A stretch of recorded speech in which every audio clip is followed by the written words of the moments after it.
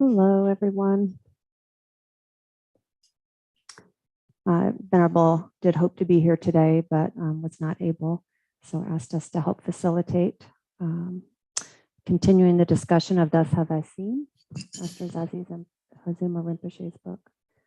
So we will do that today together and have collective conversation, and Santi is going to co-facilitate, and we'll start with incense burning. Incense burning. All space is filled with the fragrance. All Buddhas smell it from afar. Auspicious clouds gather everywhere. With utmost sincerity, all Buddhas appear. We pay homage and offer clouds of incense to the Bodhisattvas and the Mahasattvas.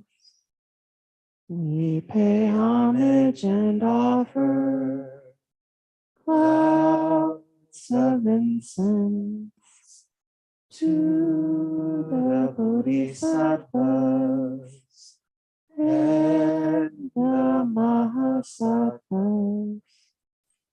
We pay homage and offer clouds of incense to the Bodhisattvas and the Mahasattvas.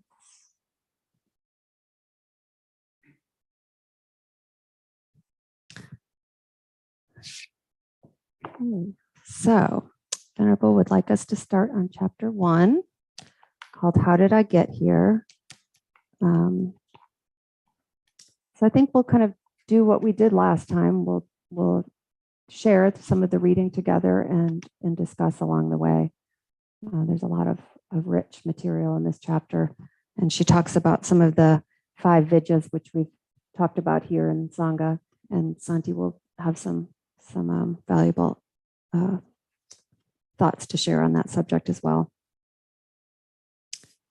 So I'll just go ahead and get started and we can take it from there. How did I become a disciple of His Holiness Dorji Chang Buddha III and recognized as a reincarnated Rinpoche? It took a lot of searching. Even as a young girl growing up on White Ice Creek in northeastern Muskingum County, Ohio, I remember a thirst for understanding the nature of things and frustration over the things I could not understand. And there were many things I did not understand. I also had an unusual interest in things of a religious nature. My parents were honest, hardworking children of the Great Depression, but they managed to give my younger brother Glenn and I a good ethical foundation and what we needed to go forth into the world. I also have another copy up here if anyone needs.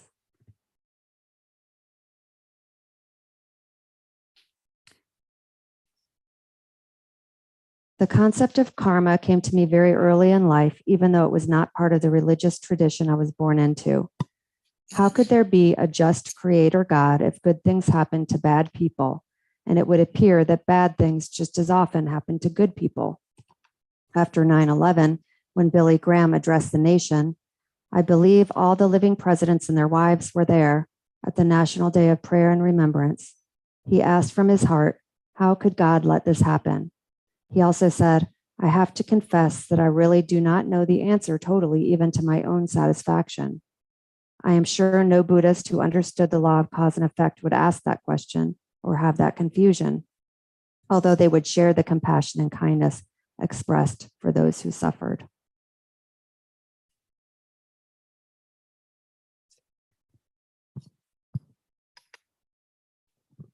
Can you hear me? Yes? Okay. I received my early Christian training and learned the Lutheran Catechism under Reverend F. Martin Copeland, who returned from the heavenly realms to tell me that what he had taught me was wrong.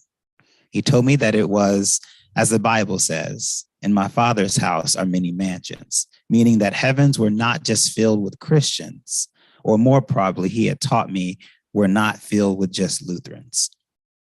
There were people in heaven from all sorts of religious faiths and backgrounds. In fact, there are many different types of levels of the heavenly realms to meet the karmic conditions of different types of beings. However, now I understand why Buddhists are not usually interested in going to any of these many heavens as an end goal. They do exist and are a sort of reward for a good life on this earth, but they are still part of samsara and thus ultimately subject to reincarnation and the cycle of birth and death and all the suffering that is associated with samsara. There's something back here I wanted to point out. The heavens were not just filled with Christians. There are people in heaven from all sorts of religious faiths and backgrounds. It makes me think of the moment that I started to really embody the truth that one doesn't have to be Buddhist in order to be a Bodhisattva. I think Venerable even says sometimes all Buddhas aren't Buddhists, And I think that's so powerful, especially in the way that we often, a lot of us have been taught to hold religion. It's like your religion is in this corner and no one belongs in it unless they are that religion. And it's so wonderful and liberating and confusing, if I let it be confusing, that it's so vast and I truly can't wrap my head around it, But that, to me, gives me a reason to want to keep it simple. What can I do right now in this moment for all people and not just the ones who maybe believe the way I believe or are headed the direction that I think that people should be headed. So I thought that was a really powerful statement. And you see the suffering associated with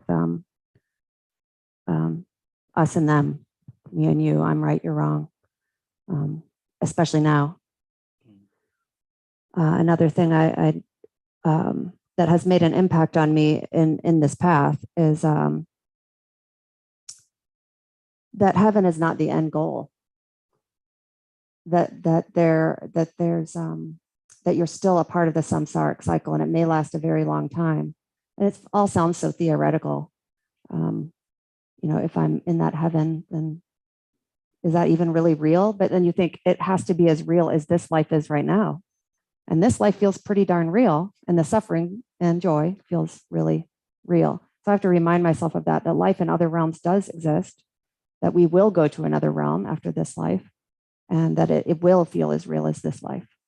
And that's not the end goal, that the end goal is really full liberation, where we can be free from the samsaric cycle and help save other living beings. Anybody else have anything to share before we continue reading? Yes, John.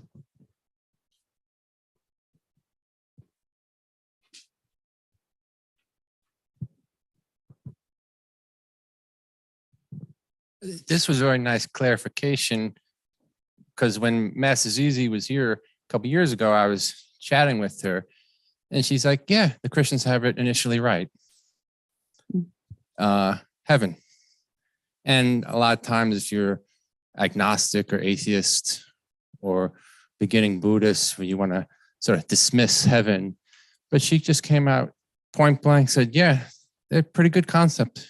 And initially, a lot of good things with that contact of heaven. So, and I didn't know she wrote a whole thing about it, but she clearly demonstrated heaven's useful.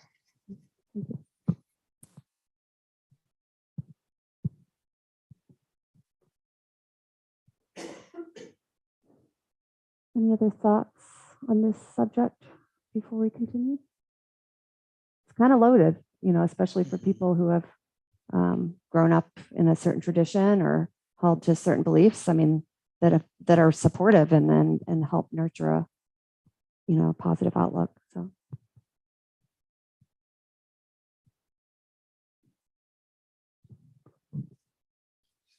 Yeah, really noticing lately certain people in our lives that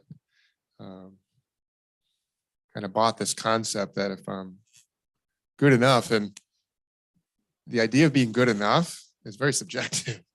It's very like, no, I'm a good person, even though the way that person might act in the world would be, based on jealousy or envy, or they would act out on it.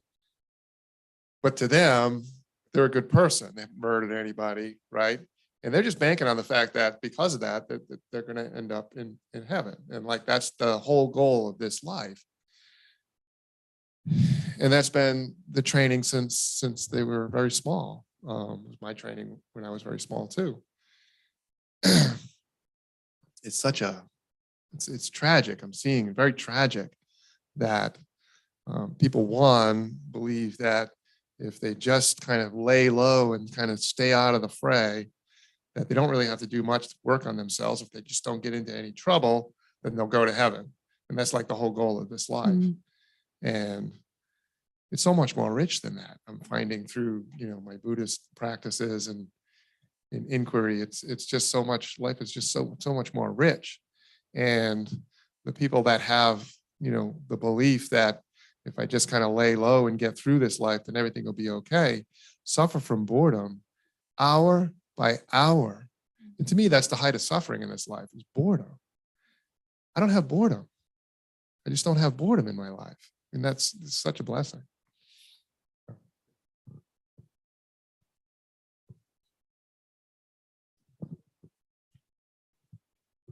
Just real quick, being raised a Catholic, I'm seeing my mom, leave, not a great man to marry a man she really loved, and then getting like excommunicated. Things like that was definitely us versus them, and more about the rules and the dogma and the doctrine versus the real experience. And then as part of my spiritual, searching, getting caught up in college with born agains, and recognizing that if you were born in Asia and didn't get exposed to Christ, they were going to hell. And they really taught that, that dogma, and having to leave that, even in my 20s, that very sensitive to that us versus them. It never made sense. Of course, now I'm here, but, I always kind of had a universal kind of approach to that view. So that's all. Thank you. Yeah, I think it can feel, initially, at least it did for me, kind of overwhelming, the idea of cause and effect and karma. It's like, ooh, it makes you look backwards, makes you look even further backwards at the part you don't remember, from other lives. And it's a little scary. But then ultimately, at least in my experience, it's kind of powerful, that level of accountability, that what happens to us, we have all the responsibility for what happened. Well, there's lots of causes and conditions that we can't can control, but what we can control is within us, and that there's some beauty in that. There's some power in that. Once you get past the fear.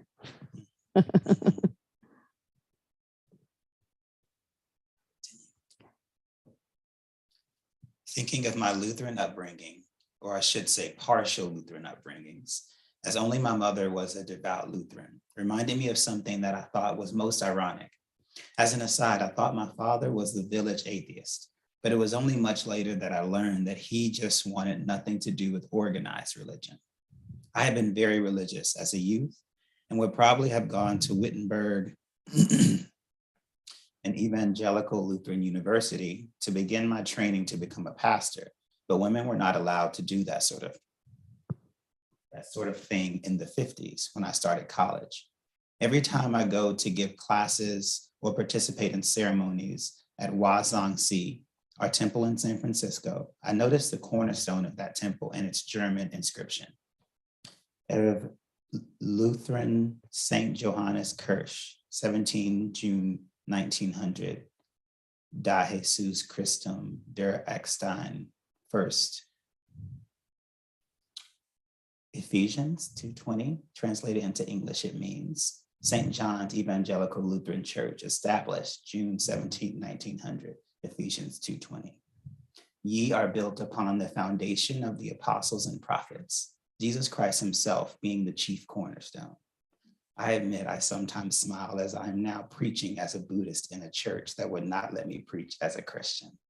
All things are impermanent and subject to change.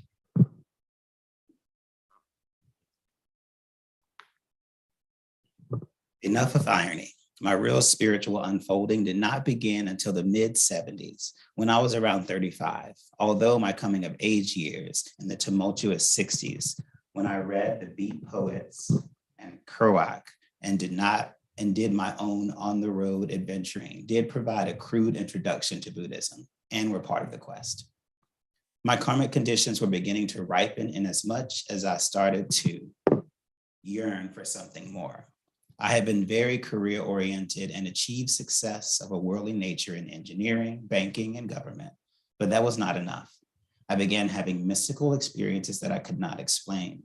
Supernatural things happened, but I knew no one could explain what was happening. I started my spiritual quest without a lot of clues or guidance. A dear friend in Santa Barbara tried to get me to try transcendental meditation and work with the spirit guides that his partner channeled. That is how I heard from Reverend Copeland. Sam had extended an open invitation to attend their seances, but I was never that interested. One day I had a very strong urge to join them. I called Sam and I asked if I could come up, and he said, "Of course. Who do you think wants to talk to you?"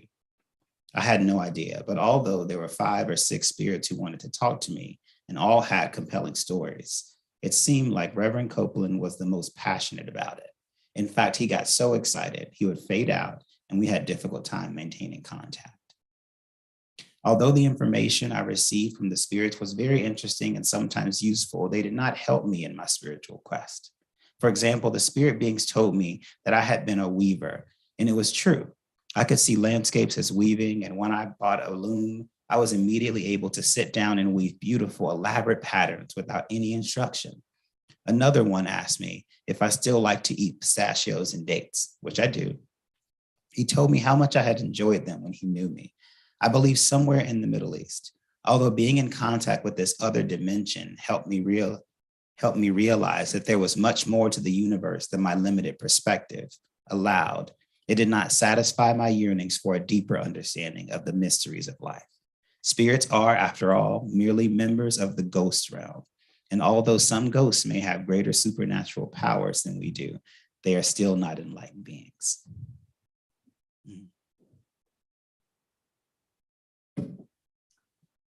Any thoughts about that? Yeah. I mean, I've always been, fascinated by the other realms that I have not had the opportunity to experience in this way. And it does seem like it could be kind of seductive, like you're getting a chance to communicate with other realms. And I think in one of the evil and erroneous views, His Holiness Buddha Master talks about how that can be a trap, that you can get attached to that. And you can see, just because it's another level of being that's unlike us, that we could put too much trust in that and even take refuge in that, and that there's risk in that. Any thoughts or experiences that anyone wants to share around this? Anything else you wanted to say? This makes me think of when Shakyamuni talks about wise attention. There's so many different ways that we can get pulled because maybe we think it's going to make it quicker for us, And I love that Buddha Master just like nips in the butt. That's a wrong view, That's an erroneous view. And it makes me think of how she was talking about understanding one's past lives. While there can be some usefulness of it, but when one gets attached to that as something that can somehow free them, it takes them out of the responsibility that's happening right now in this moment. It can also have the potential, it seems like, to be like, this is who I am, Oh yeah. I'm a weaver. I have these skills developed over lifetimes. So yeah, being careful of that too. But it seems like Master Zazi here takes it all in stride, which is somewhat notable to me in reading this section. She's just like, I was having some mystical experiences and I started talking to these spirits and they were helpful, but it wasn't what I was really looking for. So it's interesting. You see that in a lot of stories of masters and spiritual teachers that that there's a deep inner knowing of where they're headed and where they're trying to get to, even if they don't really know what that looks like. There's a compelling force, and it seems clear and evident here. And I think it's also important for us to note, even if maybe we don't feel like our compelling is that strong, something is driving us. Yeah. You know, there's something that has come with us that has brought us to this moment that we are still seeking. And I think that's worth not squandering, because it's there for a reason. Mhm. And if we can really trust that there is a reason for that, and we can keep following that thread, it can really take us so far. Yeah, I might not be a reincarnated Lama, but I know that since I was a kid, there was something. I remember sitting in the church. I have this vivid experience. It actually came to me one day in a meditation, and I hadn't thought about this probably since that moment. Thank you. It's a lot. I probably hadn't thought about it since that moment, but I remember sitting in the pews in this huge church that I've been going to for so long. And I remember I was probably 7, 8 years old.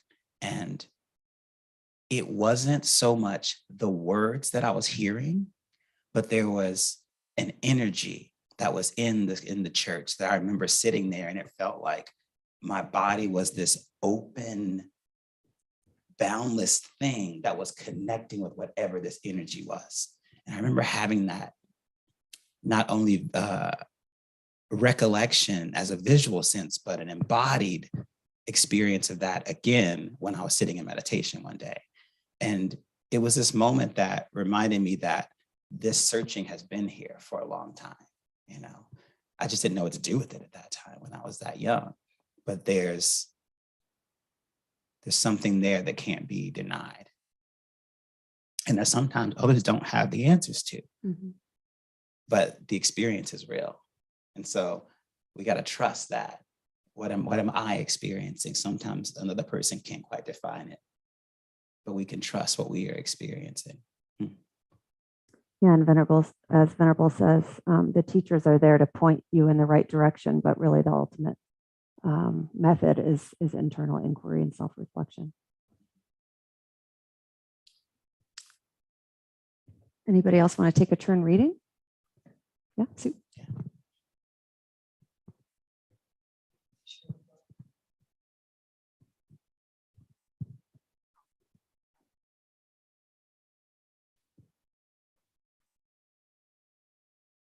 Okay. We're on December 7th, the last paragraph. Okay. Okay. Thank you. On December 7th, 1980, during a tropical storm in an elegant adobe hacienda at a ranch in Mexico, the first of what became a series of supernatural events occurred that I later came to know as spontaneous initiations. At that time, I was visited by rainbow lights that exploded in my body and filled me with immense bliss, but I have no words to adequately describe it. I thought of it as rainbow dynamite. I knew I had been blessed, and it was a wonderful state that I never wanted to lose. This experience happened 5 or 6 times over a period of 5 years.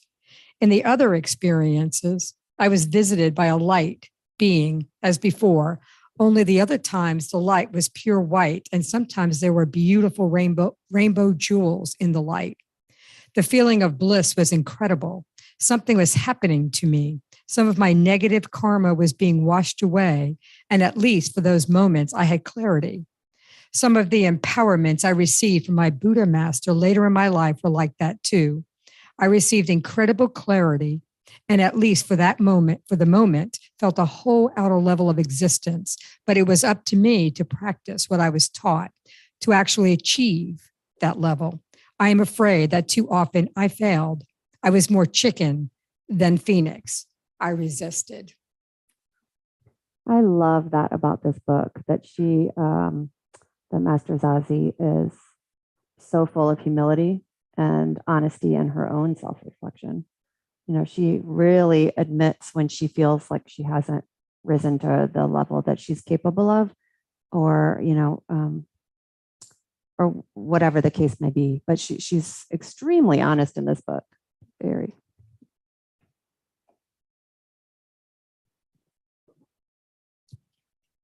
You want me to keep? Okay. Right? No, kind of like a question. Sort of like a question and an inquiry is up until this point, I don't see that she had actually been doing intense practice. Mhm. Like up until now, this was all spontaneous. You know, she had done the Lutheran thing, and then all of a sudden she had some exposure to other things. And then she started having these spontaneous kinds of connections without any practice, any particular practice that she was doing at the time. That's really interesting. That is, I'm glad you mentioned that, Brian. She makes a very quick reference to the 60s. I don't need to go any further than that when you talk about spontaneous things arising. That's also a good That point, is Brian. very funny. I think that's a really interesting thing to pose. And I was thinking the same thing, you know, and there's certainly a part of me that's like, oh, that would be so great. But what I think also is that, you know, she's known, you know, she's been identified as a Rinpoche. So she's been a realized person in past lives, or that's the understanding. So to me, that's what suggests the ability to have that kind of occurrence. I don't know what others.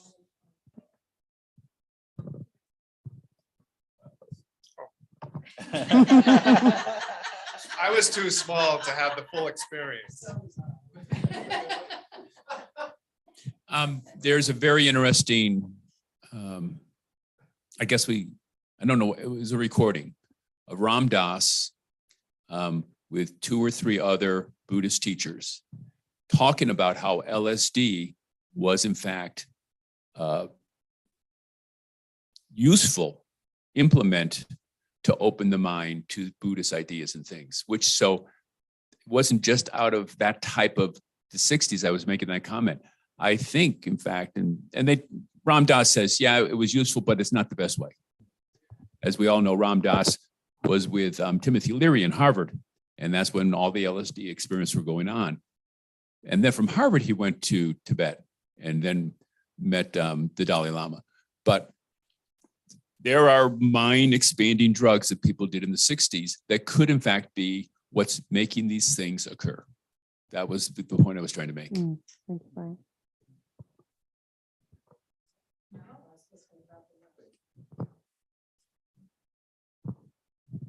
Yeah, I was just going to follow up with the point that you made that, you know, if she's been recognized as a Rinpoche from the past, then it's possible that those spontaneous initiations were kind of catching her up, and that there was a drive to this lifetime that she didn't recognize. You know, it's always interesting to me to recognize, you know, in these stories that there is no escaping. In the old days with, you know, meditation in my 20s, we used to call it the veil of Maya. That when you're born into this world, the veil comes over, and we all have the same ignorance. We all become separate. We all can't see anymore where we came from. You know, we just lose the perspective, and we just, you know, the veil comes over us. And so, you know, even someone like Jesus, it's possible that, you know, he had to sort of, you know, kind of maybe it happened quickly for him, but he had to learn something in order to sort of overcome this veil of ignorance we're all born into. So that was when I hear about the spontaneous, I'm like, well, she was a Rinpoche before, which means she was a practitioner. She was a Lama, she was a practitioner.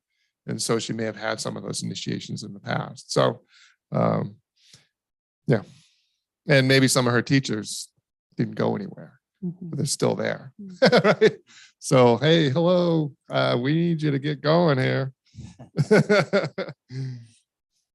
Anyways. It looks like Jim, did you have anything you wanted Sorry. to share online?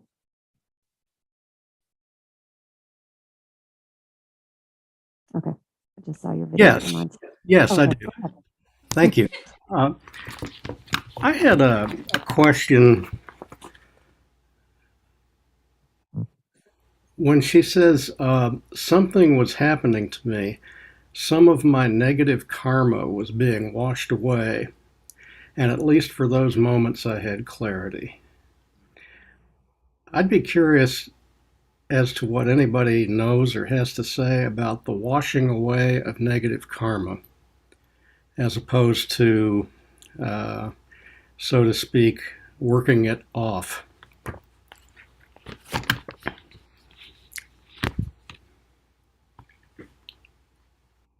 How does that happen?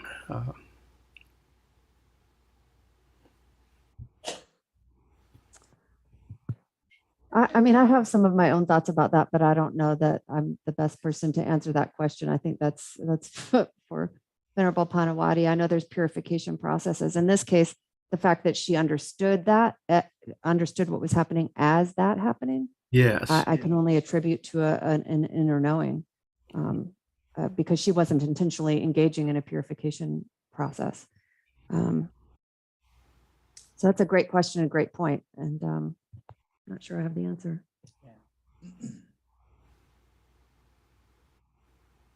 Okay.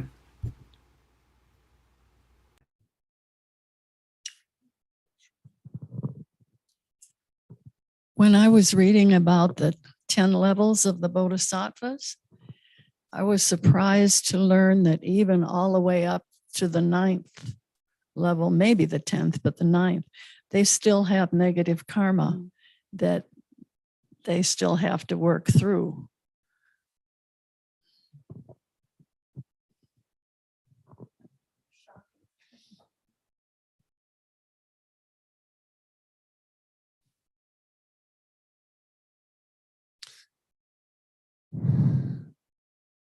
That reminds me of, the 20s was a great time of exploration for me. I keep hearkening back to it, but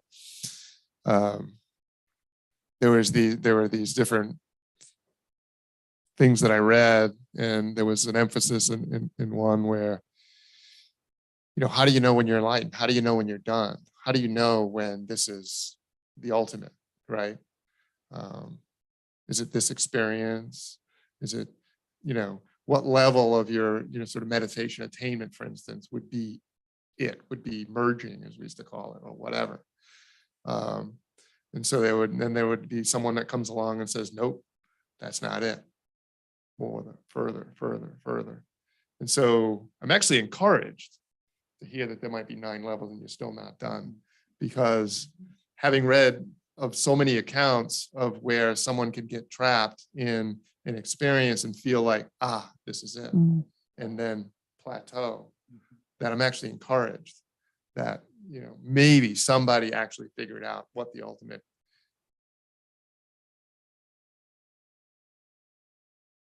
experience or level is, what the attainment is. And it's something we can strive for. So I'm actually encouraged to hear that it's more, not less. Just because maybe that means it's more real. We were reading the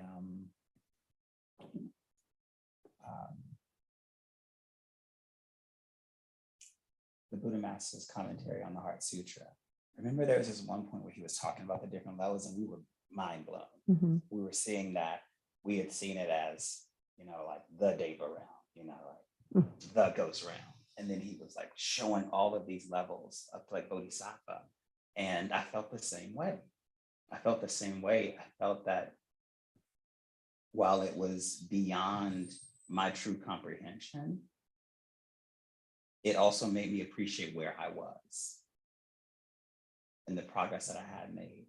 And then that there was so much more to be known. So I had that same experience.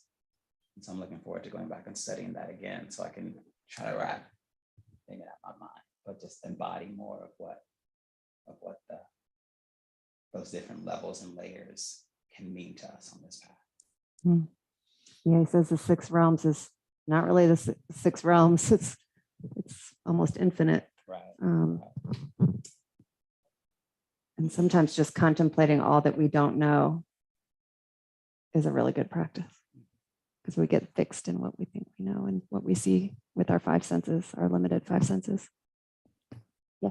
I just wanted to say that this discussion brings me back to Sue's Dharma reading of last Thursday with the leaves in the hand versus the canopy. Mm.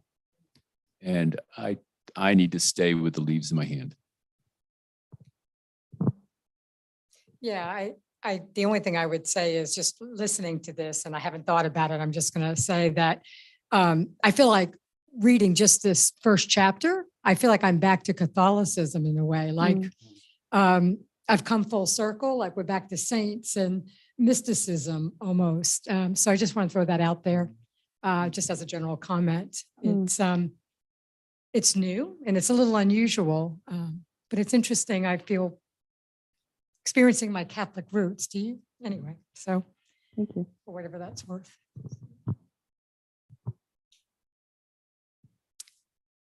As I'm rereading the chapter or the section that she's written here, and I'm trying to think about how supernatural events occurred for her and how that impresses on me, is it reminded me that what I'm hearing from her is that as these spontaneous events were happening within her, they were sensed. They were a sensed experience. And to me, it also felt like it was more like a head thing too, because she's saying that she got immense clarity from him as well. So it's almost as if like when you're going out there and you're trying to make a new road in the mountain, right? In the mountain, and you're making a new road and you have to explode some of those structures that are there so that you can make the road go through the mountain, not over the mountain. You're going through the mountain. That's what this kind of reminds me of, is that it was that kind of an experience. She's already sort of a well-grounded structure, like a mountain. And then there's pieces of her past karma, current karma, hard to know because it just is negative karma, that just went away. And there, the tunnel was open, and there you get some clarity. So just wanted to say that. It's helpful, Maya. I like that image.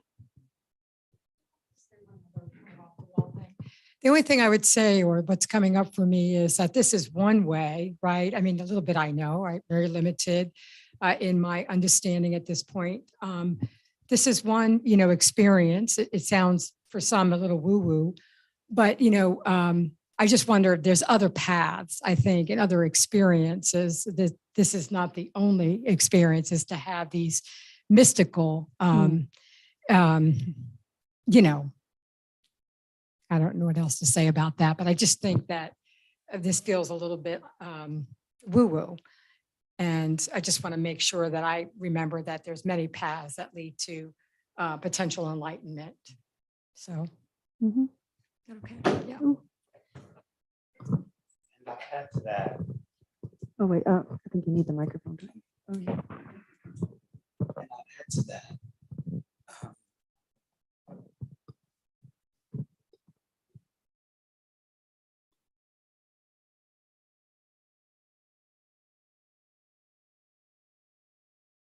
One doesn't have to understand. And there can be one, not understanding doesn't make something not true. And allowing the space for the unknown, what we can't see, what we can't understand, is the only way that it will ever make sense at some point. So it doesn't have to be held as something to be known, but it can just be something that is unknown, and there can be room for that unknown. Because within that space is the only way that we can be shown some of these things. Certainly when we're closed off, there's not even the possibility of it. And to the degree that we are open, that's different for each person, that's completely different for each person. But the space can't be filled if the space isn't created. That's the image that I'm getting.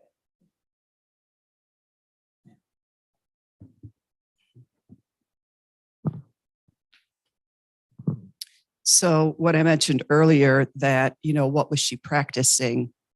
that had these spontaneous things occur for her.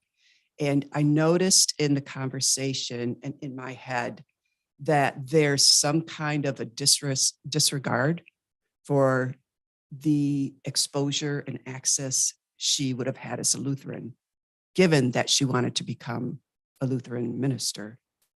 And then also I noticed that, I was also raised Catholic, and as if what I've experienced in my Catholic upbringing from a very young age, as if Catholicism was not the thing that plummeted me into the spiritual life. So I noticed that there's kind of like, it's the Catholic thing and the religion thing and whatever, but she was deeply immersed in her faith as a Lutheran, which could have been what promoted her moving into that spiritual place. And also, I think, was a foundation that has brought me here. Venerable Panawati talks about that too, in her own past, coming from her her past as a what was it? Which church? Pentecostal minister, and being fully immersed in that and being fulfilled by that, but then eventually getting to a point where she felt like there was something more that she needed to find out, similar to what you were just saying.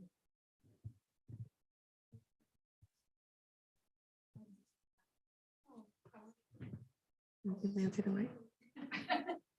Do you want the mic, Nancy? Yeah, this is good.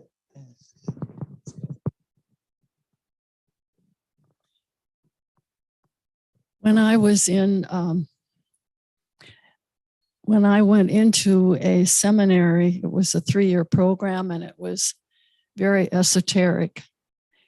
And when I went in, my teacher was in Europe.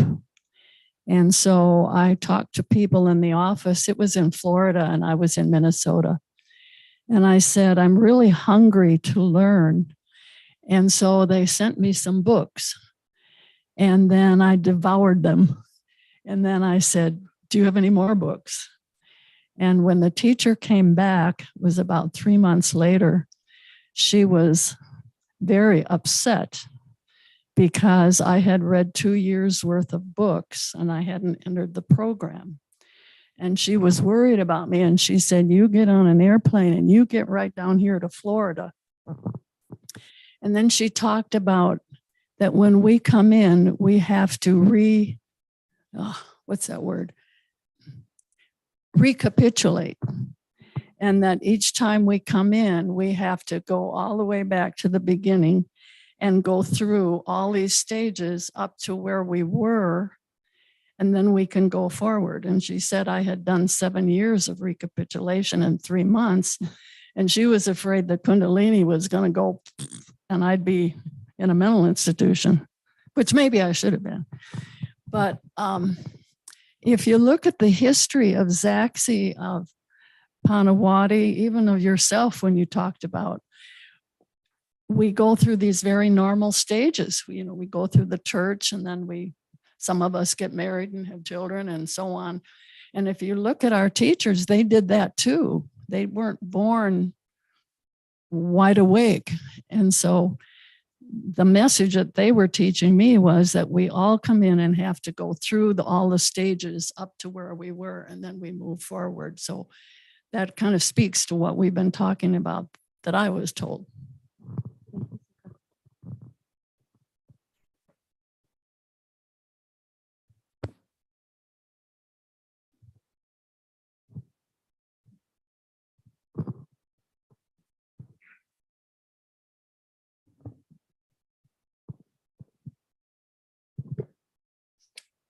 Guess I'll touch a bit on what both of you shared a little. So like one thing on the levels of enlightenment is what I heard from the masters is that there's definitely levels, but then in that there's a stage of like where one definitely has reached the first beginning stages of enlightenment, but then there's many stages of mastery and enlightenment. And then in that, really, as the universe is expanding and the Davic realms are expanding, so is the like there's this constant expansion of the levels of enlightenment as well. So there might not even be a total supreme level. Is when one reaches that, if they're not getting stuck or attached to that space, they can transcend that and get to that next level even. And there's another thing of self-realization of everyone here has a Davic higher self, has a higher self in the Davic realms. It's a very luminous, powerful, multidimensional being, and that has a very large piece of the oversoul of the great spirit of the almighty I am presence that we all are. And in that, so like in this life, it's just a process of tuning the vessel, of tuning the receptivity of the vessel and upgrading the hardware of the body so it can receive the upgraded software, so it can receive more energy and generate more energy and transmit more energy. And then those higher dimensional, multidimensional codes from the holy beings and from the Davic higher selves and the great spirit can come and embody in the vessel. And it's just really this process of embodying our Davic higher self, which then is that like conduit between the almighty, the all-knowing, the all encompassing great spirit, the supreme consciousness that makes all of us, that we're all a reflection of, and of each other at the same time. So it's just this process of upgrading the body. And then in these like states of high receptivity and whatever path it is, spontaneous things happen, whether they're related to past life or not, or whether they're related to like an experience, or someone's just in a heightened state of receptivity in a church or in a meditation or in a Sangha gathering or whatever it is, or in a Sufi dancing. And then a cosmic multidimensional experience happens, or experience where the great spirit comes in, or where the higher self comes in and gets to embody in the vessel. And that's also going back to the book. She was talking about how all things were there momentarily. You know, all things were realized in those spaces, because in those spaces of high consciousness, it's the quantum field. It's that fifth dimensional energy that's the link between all dimensions and all things and all beings, that has all knowledge, all possibility, all potential, all wrapped up in that space. And so then it's just entangling with that field and allowing more experience with that field and getting more used to accessing those altered states of consciousness, trance states of consciousness, to work in that quantum field more of that 0 point energy. In the Vedas, they call it the energy of Shiva, that what is not, the energy of what is not, which is the before energy of the possibility of all that is, before anything comes into physical manifest existence. And where that 99% of what all is the energy of what is not, of the energy of Shiva. And then the energy of Shakti comes in and creates that all possibility right in that moment. So in these states of... I just want to juxtapose. Yeah. I love everything you're saying. And there's a teacher called Pandipa here, and we're meditating, and we come out of meditation, and Pandipa says, I had a very, very, very positive image that just occurred. And he just stopped and sat with it. So there's this level of equanimity that's, you have this excitement, piti, sukha, but this very subtle, powerful person just had this mind-blowing experience that happened, and he just sat there with it. So I love all your energy, but the possibility that all of these things are here, and he was just this gentle, soft, peaceful presence. So I always appreciate the levels of expansion and excitement, but this subtle groundedness that he says, wow, this was wonderful. And then he was just able to just look at it and be with it and not make it more than it was. I love what you described, and it's great that you have that vision. But I also just feel, I'm going to share a different of what's coming up for me. As I was listening to you, I just recognized how critically important it is for me, keeping it about me, to stay grounded in the day, in the hour, and in the minute. What do I need to do right now? It's wonderful to have those experiences and know that there's a lot there that we have yet to untap. And you did such a beautiful job. You're very articulate explaining that. For some reason, I'm feeling this big rush of energy to say, but it's very important to stay grounded and practical in this path. It's very practical. And while it's self-experiential, we have to focus on right now, Sue Rogers on the path. Where am I? Where are my strengths? Where am I falling down? Stay grounded. And so I don't know why I said that, but I just feel like I really have to say that. Okay. No, I'm glad you said that. And I hope you feel respected now that I was there. And not getting caught in any experience, right? Letting all things come and go in a non-touch space and just. But that was very expansive, but at the same time, it's,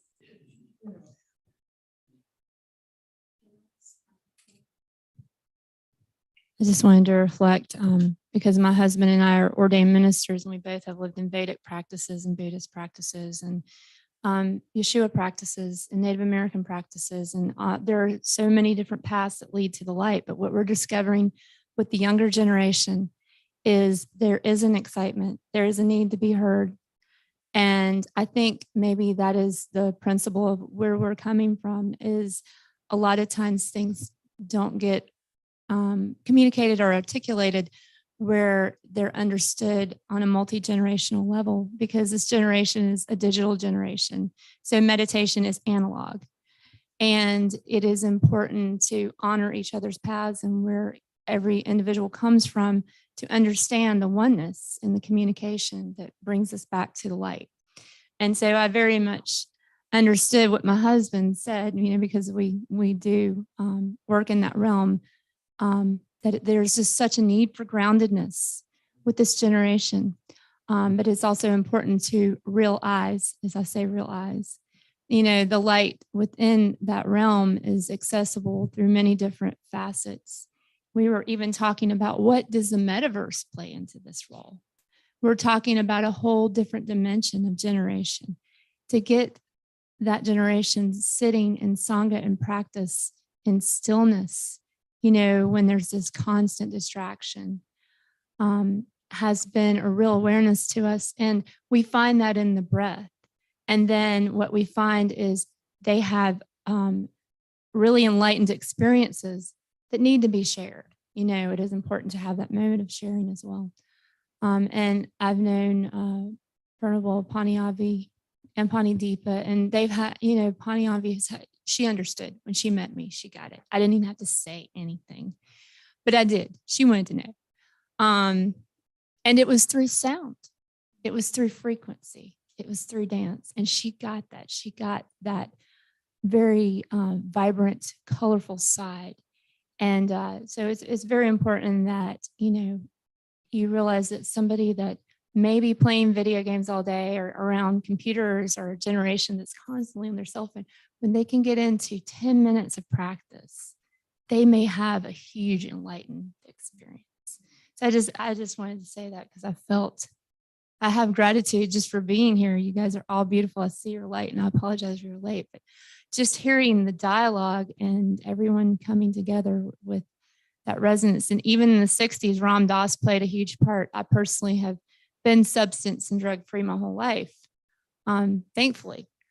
But that was such an expansive time, with enlightenment and with the art and the music, and, people trying to understand what they were seeing in their higher self, their mind's eye. And that came through in that culture. And, so I had to reflect on that too. So thank you. Thank you, Wendy. It's been such a rich conversation, really. We're just about out of time, but I was just looking at the next chapter or the next paragraph, and it just seemed like it might actually be a nice way for us to close. So I'll go ahead and read through that. On the journey taken across America to promote my Buddha master, I met, oh yes.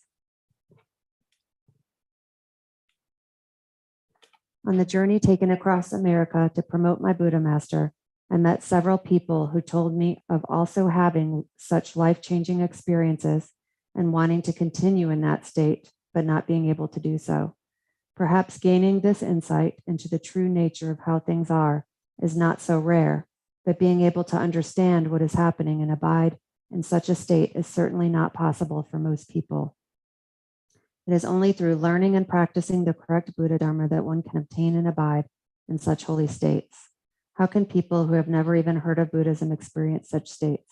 If only momentarily. I can only think that this is the maturing of good karma earned in previous lives. The Buddha Master often talks of being a causal bodhisattva. I think that means that at a given moment, you have created the causes to be a bodhisattva.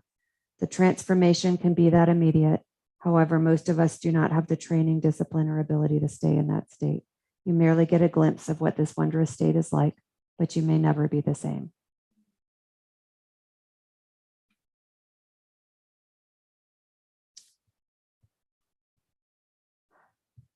Anybody want to dedicate merit today?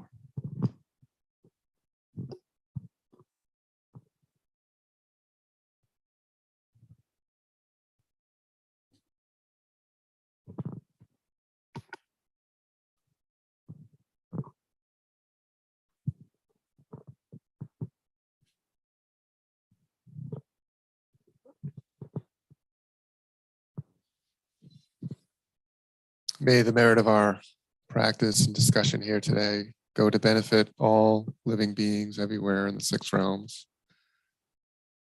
May all beings be well and happy. May they have the energy to overcome obstacles, find the true path to freedom, and obtain freedom from suffering. Sadhu, sadhu.